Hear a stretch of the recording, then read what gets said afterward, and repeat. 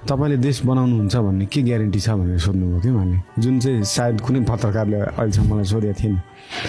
अनि मैले ग्यारेन्टी त केही पनि छैन, केही चिजको पनि हुँदैन। तर मलाई चाहिँ के लाग्छ भन्दाखेरि अहिलेसम्म मैले जुन काम गर्दै गएँ होइन, त्यो अब इन्डिरेक्टली डिरेक्टली विकाससँगै जोडिएको कामहरू हो, सस्टेनेबल डेभलपमेन्टसँगै जोडिएको कामहरू हो।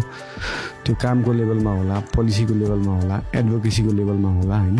अस्ति पुलचोकमा एकजना पिएचडी गरेको मान्छे हुनुहुन्थ्यो, उहाँले अर्बन प्लानिङ केमा गर्नु भएको छ होइन। उहाँले तपाईँ अनि महानगरपालिकालाई सजेसन दिनुहुन्न यार, तपाईँहरूको जिम्मेवारी हो नि यो त। त्यो अर्कै पार्टीकोमा अर्कै पार्टीकोमा उसलाई किन सिकाम भन्थ्यो क्या। यो समस्या त हाम्रो इन्डिपेन्डेन्टमा रहँदैन नि त। मलाई कुनै पार्टीले बालनले भने त नटेरौँ भन्ने उसलाई केही समस्यै छैन नि। म कसैको पार्टीको होइन भनेपछि त हाम्रो कुरा टेर्ने चान्सेस चाहिँ बढी छ क्या। मोदी आउँदाखेरि चाहिँ एयरपोर्टदेखि उहाँ सोल्टी होटलसम्म पिच हुन सक्ने, अरू बेला काम हुनु नसक्ने त होइन नि त।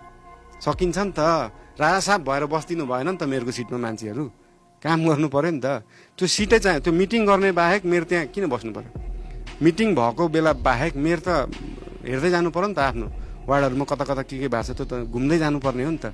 मेरो काम सरकारी गाडीमा त्यो कसको बिहे परेको छ आफन्तीको, हाम्रो कार्यकर्ताको कसको न्वारन परेको छ, कसको व्रतबन्ध परेको छ, त्यो घुम्ने काम मात्रै त होइन नि त।